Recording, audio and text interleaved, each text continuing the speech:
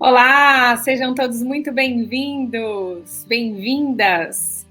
É mais um episódio do Protagonize-se. A gente está aqui com uma pauta incrível, assim como tem sido os outros episódios.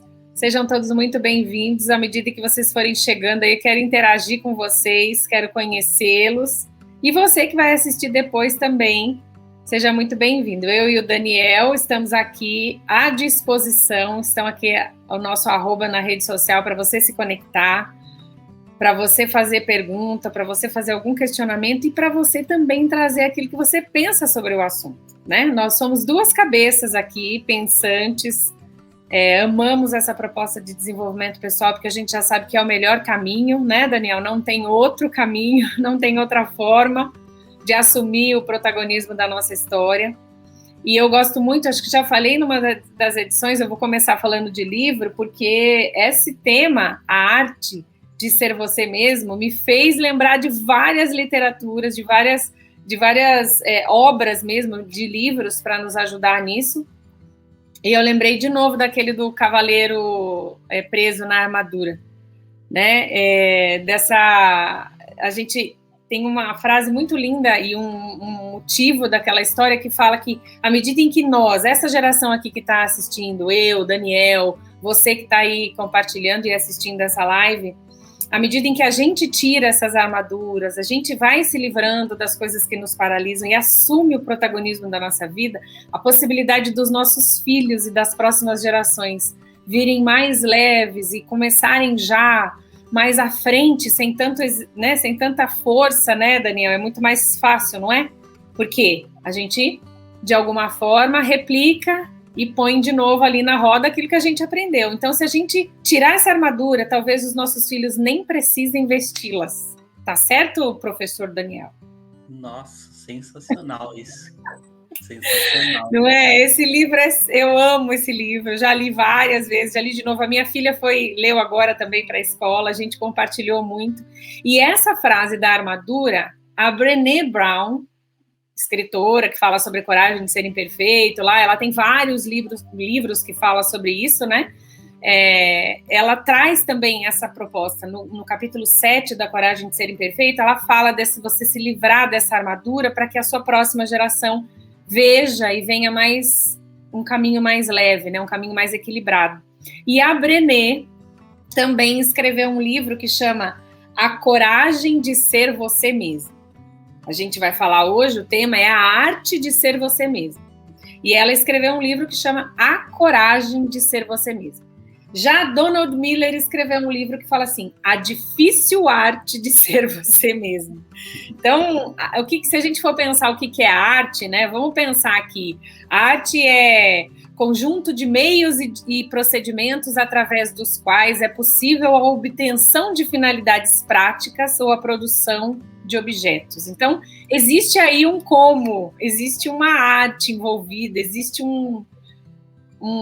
uma metodologia, existe uma coragem, existe uma dificuldade, e é isso que nós vamos conversar hoje, certo, professor Daniel? Perfeito, muito bom. Isso que você falou no início é muito forte para mim, porque eu vivi um pouco isso, né? Acontece, infelizmente, com a maioria das pessoas, que é o quê? A pessoa tá lá tocando a vida dela e tal, aí ela tem um filho, uma filha. E aí ela pensa, por tudo aquilo que a gente fala sempre aqui, por questões de programação da mente, do tipo assim, ó, pra mim não deu mais, eu já não vou viver a vida dos meus sonhos, mas eu vou fazer de tudo para que o meu filho viva a vida dos sonhos dele. Então, pode ser, muitas vezes é coisa ligada a dinheiro, né? Eu vou ganhar grana, vou me matar de trabalhar com uma coisa que eu odeio, mas eu vou ter grana para ele poder estudar no que ele quiser e tal. E aí, o que você está fazendo? Justamente isso que você disse. Você está impossibilitando o seu filho de viver a vida dos sonhos dele. Por quê? Ele está olhando para você e está modelando uma pessoa que abandonou seus sonhos. E o pai e a mãe que faz isso, quer isso? É óbvio que não. Faz por maldade? Não. Faz por preguiça? Não. Faz por uma programação. É o que a média faz, a grande maioria das pessoas fazem isso, a gente tende a fazer também. Poxa, mas é triste, né? Uma informação simples como essa, né? De que os seus filhos estão modelando você o tempo todo. Então, se você quer que os seus filhos vivam os sonhos deles, vai lá e viva o seu. ou pelo menos coloque toda a sua energia para que isso possa acontecer de alguma forma. Eles vão olhar para isso e vão modelar e a coisa vai tender a acontecer. Aquilo de novo que me assombra, né? É o fato de você não conhecer. Porque um pai faz isso com a melhor das intenções. Você falou, ninguém faz isso porque quer, ninguém faz isso porque fala, não, vou fazer assim para me copiar, para fazer. Não, faz com a melhor das intenções. Eu vou viver essa vida aqui medíocre, não vou fazer o que é para eu fazer para proporcionar para os meus filhos. É com a melhor das intenções. E, de novo, aquilo que a gente já falou num outro episódio, eu perguntei, é porque é mais fácil? Não, é porque é o único caminho que a gente conhece. Porque talvez seja a única forma, naquele imbróglio todo, a única forma que a gente encontrou de fazer. Então, o desconhecimento, por isso que existe o Protagonize-se, por isso que estamos aqui toda quinta-feira, 11h37, para elaborarmos mais ainda o nosso autoconhecimento, nosso desenvolvimento. Eu estou aqui para isso, para mim é um privilégio, queria publicamente agradecer ao Daniel pela oportunidade e proporcionar isso para você também, que está nos ouvindo, que vai assistir depois, que está participando aqui. E se você lembrou de uma pessoinha, e eu sei que você já pensou em alguém, envia essa live para ela, traz para a conversa, envia o conteúdo, né? É um conteúdo objetivo, reto, para o quê? Para você começar a pensar, para você começar a traçar aí o seu caminho, porque não existe fórmula mágica, não existe um degrauzinho certinho, existe o seu desenvolvimento, mas a teoria geral de todas as coisas, né, coopera para todo mundo de forma igual, depende da forma como você se relaciona com ela. Combinado? Então vamos lá. Daniel, por que é uma arte? Por que o Donald chamou de difícil? Por que a Brown falou que precisa de coragem? Por quê? Será que porque a gente ainda tem o cérebro lá no passado, a gente está vivendo uma era moderna, a gente ainda pensa daquele jeito, e por pensar, né, os pais, e a gente copia e vem trazendo de geração em geração, por que alguns chamam de difícil? E se não é, se o Donald errou, não tem problema. Traz aí pra gente o que você pensa sobre isso. Não, eles estão certíssimos. Eu acho que pode parecer até que, né, um está dizendo uma coisa, outro está dizendo outra, mas eles estão dizendo a mesma coisa. A mesma coisa. Eu prefiro o da Brené Brown, mas aí é só questão de preferência. Preferência, a forma de colocar as palavras, né? Então vamos lá, vamos entender quem a gente é, porque eu acho que dar esse primeiro passo vai tornar a coisa talvez mais fácil, apesar de ser tão difícil isso. Eu acredito que você, todos nós, estávamos um dia lá no plano espiritual. E aí a gente chegou e disse assim, eu queria voltar para a Terra, porque eu quero aprender.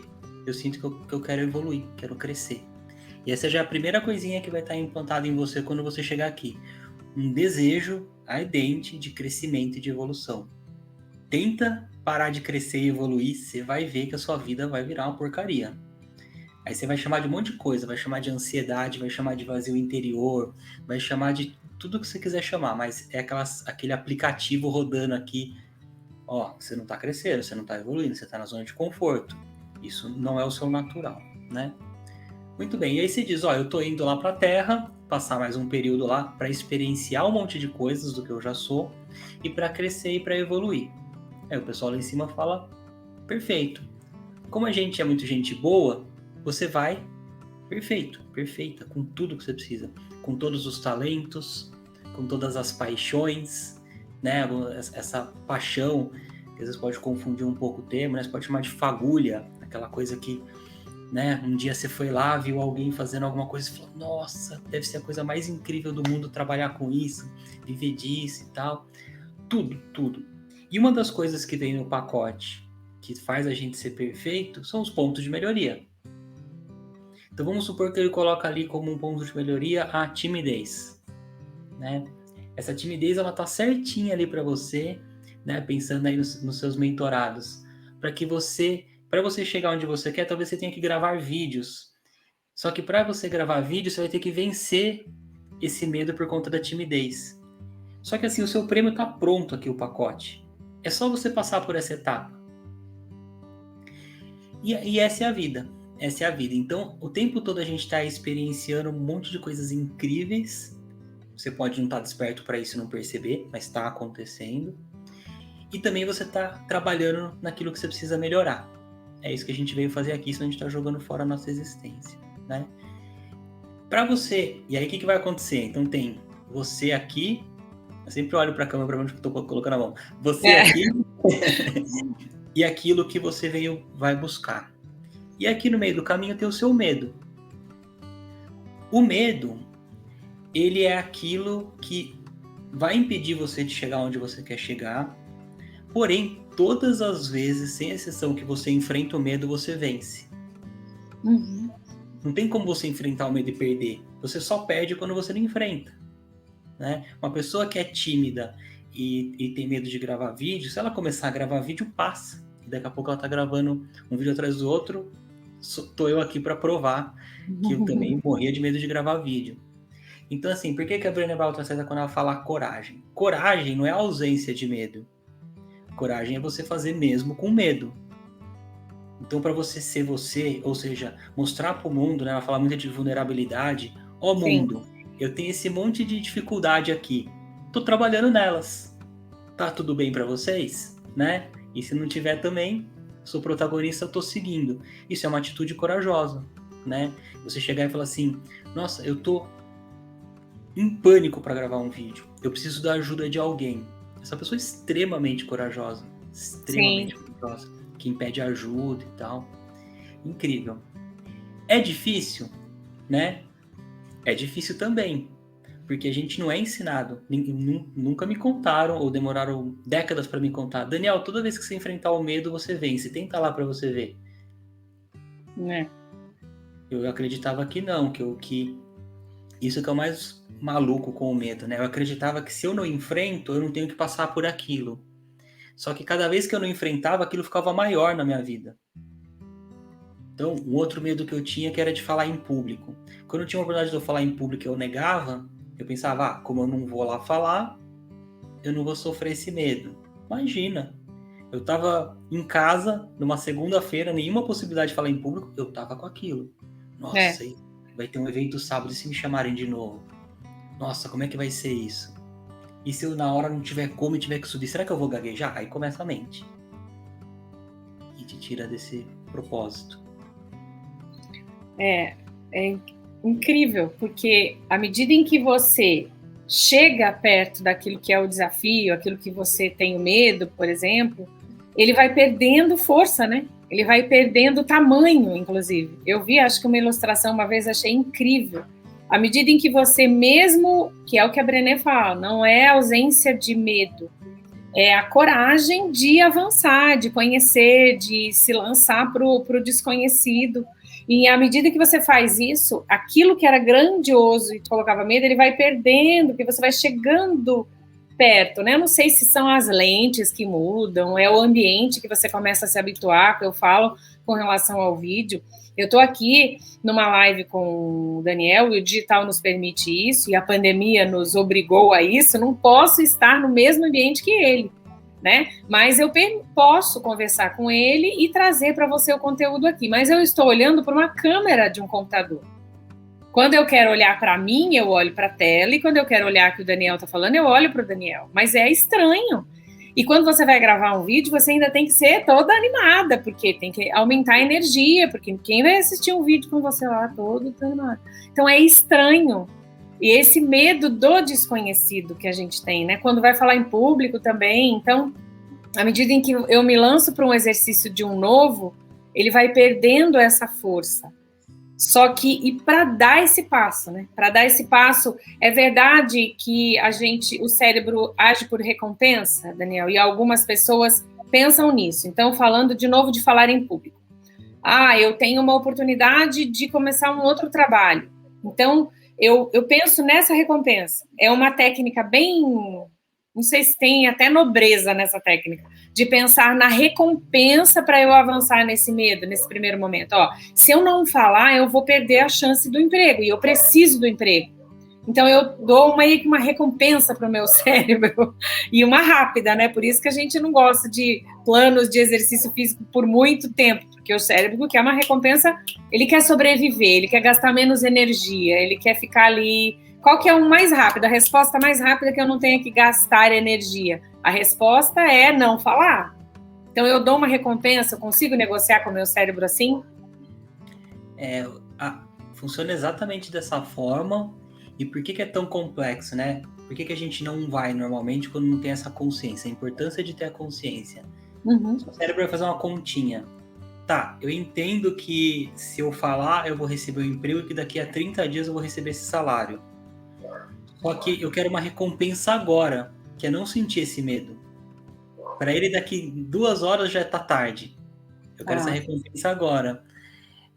Como é que eu posso ter essa recompensa agora? É não sentir esse medo, é sair daqui e tomar 2 litros de sorvete. Vai ser mais rápido, né? Só que uma vez que a gente tem essa consciência, por exemplo, pode parecer que o fato de eu enfrentar o medo constantemente é coragem. É coragem dentro daquilo que a gente falou da Brené Brown. Mas eu morro de medo de ficar muito tempo com medo. É por isso que eu faço logo. Então, vamos pegar o caso vamos pegar esse novo emprego, né? Essa nova oportunidade. Tem uma fagulha ali dentro que tá falando, isso é seu, vai que é seu, você tá assim, é pra você isso, né? Eu vejo essas coisas que tá falando de gravar vídeo, tem gente, uma vez uma menina me falou numa aula, eu tenho um negócio aqui, professor, que eu quero falar. Nossa. Mas na hora eu não consigo. Imagina o poder do que ela tinha ali para falar. Então, isso vai ficar te chamando, não vai apagar. Então você pode pensar assim, né? Uma forma de lidar com o seu cérebro. Ou eu lido com esse medo agora, já vou lá pegar meu prêmio, ou eu vou passar uma vida lidando com esse medo. E do jeitinho que você disse, ele vai crescer, ele vai ficar cada vez maior. Eu tô morrendo, esse medo do jeito que tá hoje já tá grande. Eu tô morrendo de medo dele ficar maior e de durar muito tempo, então eu vou agora. Sim, é mais ou menos aquilo que a gente falou no episódio onde a gente tratou do locus interno, né? É uma força tão grande deixar a direção da sua vida, o protagonismo da sua vida na mão dos outros, a dor de não resolver, de não assumir a responsabilidade, mudar o resultado, dói. Assumir, falar, não deu muito certo não, vamos ter que mudar, não sei o quê. Mas a dor é ainda maior se eu não faço isso e continuo protelando e vivo uma vida inteira imensamente maior. É a mesma coisa essa, dói eu falar, dói eu gravar, dói eu me lançar para esse que é novo e desconhecido, dói. Mas se eu não fizer, vai doer mais ainda e vai ser prolongado, né? Porque vai ser por muito tempo, até que haja ali o movimento de lançar para aquilo, a coragem de lançar para aquilo. Faz total sentido. Por que vamos pensar de novo de ser nós mesmos? É difícil, não é difícil, precisa ter coragem, né? A gente precisa enfrentar, negociar ali, mostrar essa resposta imediata para o cérebro, taraná. Mas por que é difícil? Por que é a gente ser nós mesmos? Por que é um desafio? Por que será? A gente quer pertencer. A gente quer pertencer a um núcleo. De novo, eu gosto daquela história da pré-história lá. Eu tinha que estar num núcleo de pessoas para me ajudar a caçar para minha sobrevivência. E se eu penso muito diferente, se eu falo coisas diferentes daquele núcleo, o que o núcleo vai fazer? Vai me excluir dali? E sozinha é mais difícil que eu sobreviva. Peguei essa verdade, falei, entendi um monte de coisa agora. E aí eu preciso desenvolver a habilidade de pensar assim, não, eu posso viver numa comunidade onde as pessoas pensam diferente de mim, relacionam diferente, e não tem problema. Porque eu não estou mais naquela época em que eu preciso, para sobrevivência, não é que eu consigo viver sozinho sem ninguém, mas não preciso mais daquele jeito, entre vida e morte. Eu posso me relacionar de uma forma mais inteligente. É por isso que a gente... E aí se molda para ficar do jeito dessa comunidade, a gente não é nós mesmos, nós não somos nós mesmos? Exato. Porque o que acontece? Quando a gente diz, né, ser você mesmo, ser você mesma, a gente está dizendo que você vai tocar a sua vida o tempo todo de acordo com a sua essência. E não com a sua programação mental. A sua programação mental, ela é uma ilusão. Ela foi montada ali e você não participou disso, muitas vezes. Você estava ali só recebendo aquilo. Então, olha uma coisa que pode ter acontecido na vida de todos nós. Vou usar um exemplo que talvez tenha acontecido na vida de todos nós. Uhum. Um belo dia você tinha ali 4, 5 anos de idade, e aí você resolveu tentar uma coisa nova, uma coisa que você não faz ainda, que é só o que você faz quando você é criança, o tempo todo. Para você é estimulante aquilo, que é uma das coisas que a gente veio fazer aqui na Terra. E você fala assim, nossa, eu vou colocar suco nesse copo. Eu nunca coloquei, sempre o papai e a mamãe que colocam para mim. Vou colocar sozinho. Aí você vai colocar e derrama tudo, porque você ainda não tem aquela habilidade nas mãos, né? Derruba tudo ali. Papai, mamãe, vovô, vovó, quem tá cuidando de você ali no momento, com a melhor das intenções do mundo, vai ficar doido. Oh, olha a besteira que você fez! Derrubou tudo! Não faz nada direito! Né? Tem gente que fala assim, nossa, você é burro, você é burra. Ou tanta gente passando fome e você desperdiçando comida. Eu sei que não fala por maldade, mas olha o que você tá falando com a criança. Meu Deus. Essa criança, o que ela fez na época? O que a gente faz até hoje. A gente tem uma necessidade de legendar as coisas. É como se assim, eu preciso colar um post-it nessa cena que pode acontecer. A criança fala assim, tá, deixa eu entender essa cena. Né? Tudo de forma subconsciente.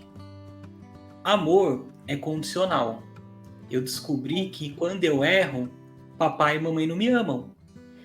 E se nem papai e mamãe me amam, imagina lá fora, no mercado de trabalho, pessoas que eu vou conhecer no relacionamento, eu tô lascado. Então eu não posso errar. Só que eles acabaram de dizer que eu sou imperfeito, porque eu erro, eu não faço nada direito, tudo aquilo. E aí a conta não fechou. E aí o que você faz com essa conta que não fecha? Você cria um eu idealizado, uma mentira sobre você mesmo, sobre você mesmo. Uhum. Qual que é a principal estratégia desse eu idealizado? Quando eu tento, eu erro. Eu acabei de ver. E se eu não tentar? E se eu esconder todas as minhas falhas do mundo? É isso que a Brené Brown fala muito, né? Dessa coisa da vulnerabilidade. E se eu esconder isso de todo mundo, ninguém vai ver que eu sou imperfeito e talvez eu tenha amor. Porque no fundo, o que a gente quer é só pertencer e ser amado, né? Porque a gente é obra da criação do amor, né? Nós viemos disso. O que a gente quer é, né, perceber isso nas relações. Exato. Ai, não é assustador pensar aqui e falar, meu Deus do céu, será que meus filhos derrubaram o suco e eu briguei, invariavelmente eu briguei? É um desafio, né, muito grande você formar um outro ser humano, né? É um desafio. Às vezes eu falo com Deus, eu falo, Deus, o senhor sabia o que o senhor estava fazendo? Pelo amor de Deus, né? Me entregar, me confiar um ser humano, né, para criar, né, e dizer como que é para ver o mundo e perceber o mundo é uma responsabilidade muito grande. Por isso, mais do que nunca, eu quero tirar as minhas armaduras para poder, né, em qualquer momento mostrar, ó, pode ficar livre que não tem problema. Até ontem eu não sabia, mas hoje eu estou sabendo. E olha como é lindo a sincronicidade das coisas, né? Alguém nesse momento está escutando a gente aqui sobre isso. E pode ser que ontem ela tenha feito isso.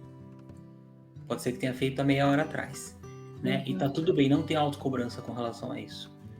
Dentro da sincronicidade das coisas, ela parou aqui para escutar esse episódio hoje.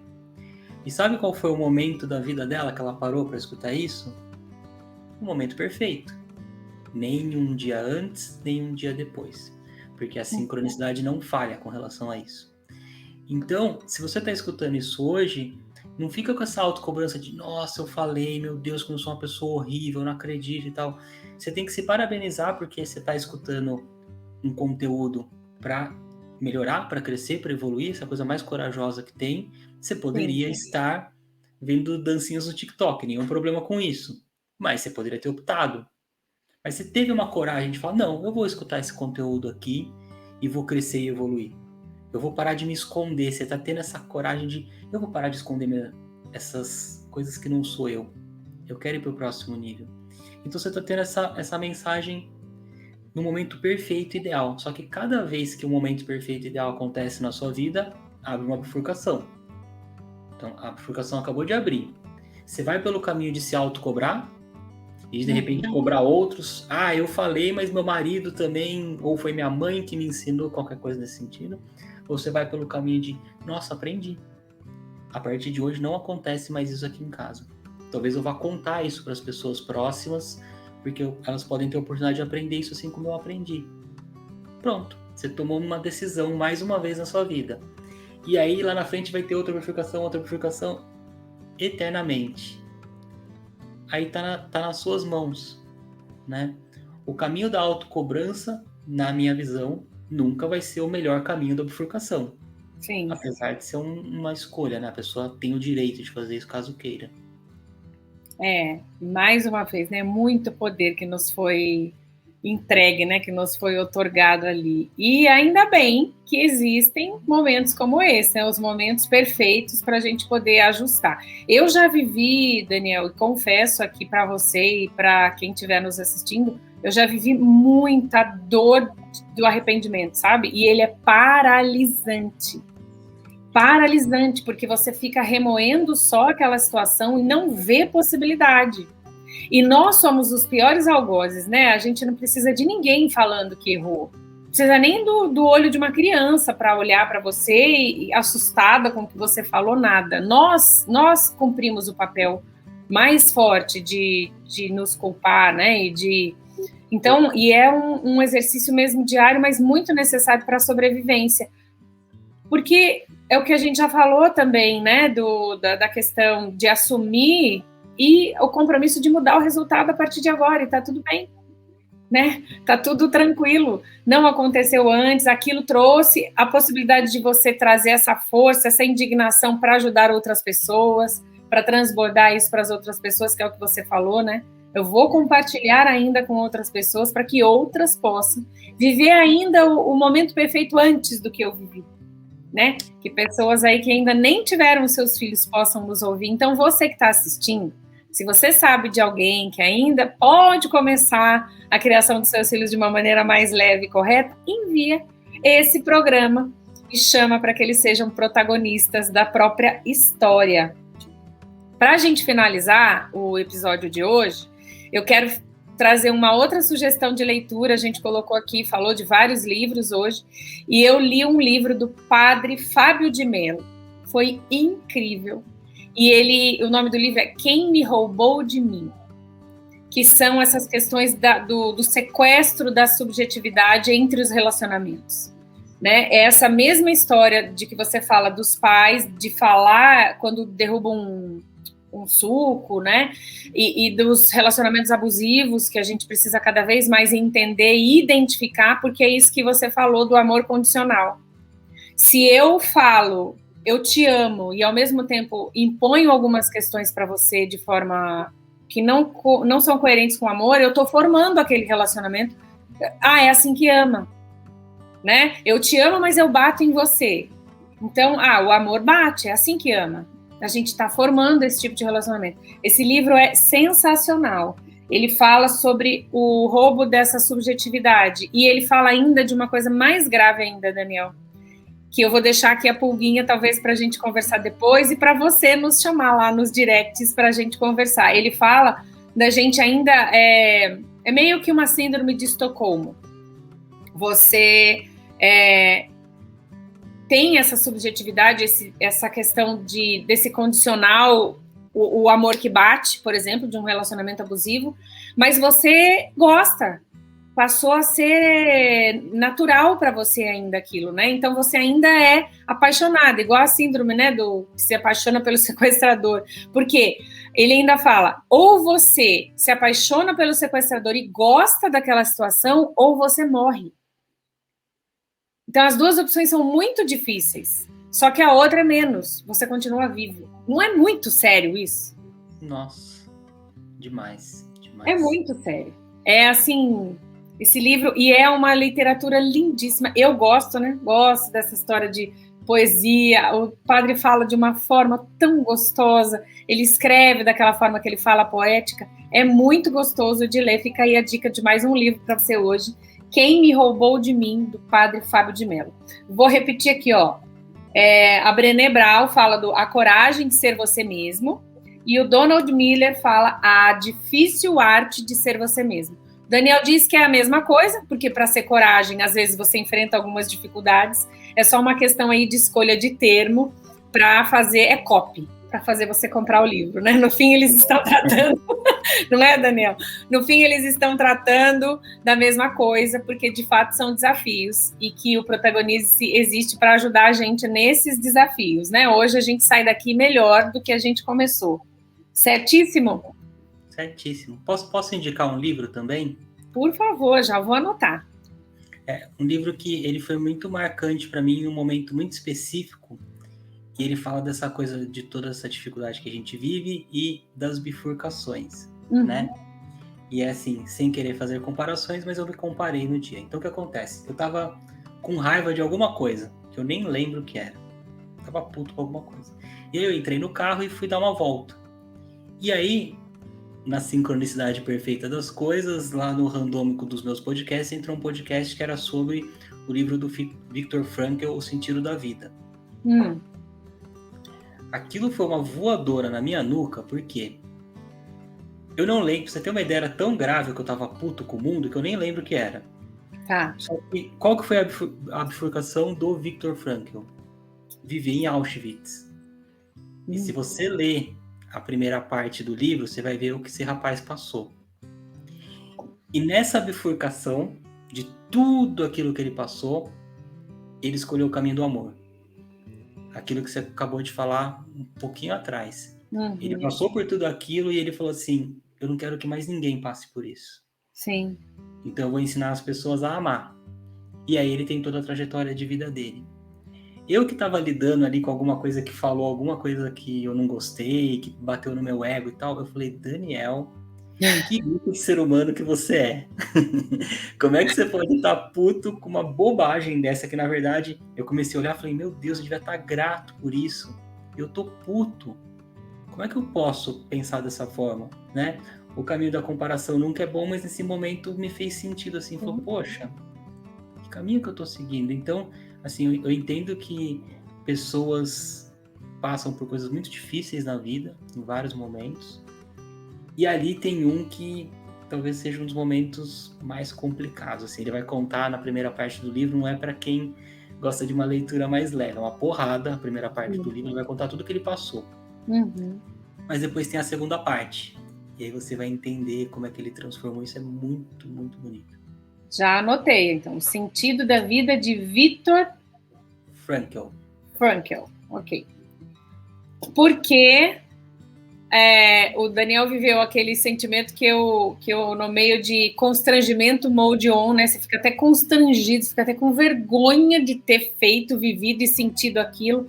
Mas eu entendo quando você fala que a comparação não é produtiva e boa, mas eu acho esses momentos assim cruciais na nossa vida. Eu acho que todo mundo tinha que passar pelo menos uma vez no dia para poder avançar desses constrangimentos, da ficha cair nesse sentido, né? A gente até ouve os barulhinhos aqui delas caindo e de coisas descortinadas, né? Nos nossos olhos. A gente precisa disso.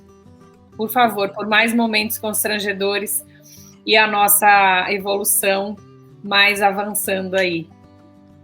É isso, gente. Mais um Protagonize. Chegamos ao final. Quero de novo agradecer você, agradecer a parceria do Daniel, agradecer você que parou, agradecer a todo esse universo que permitiu que a gente estivesse aqui hoje produzindo isso, aprendendo com isso, sendo inspirado e podendo compartilhar com você. A gente espera o seu comentário, espera o seu direct, espera o seu hello, estou gostando demais de entender como assumir o protagonismo da minha vida.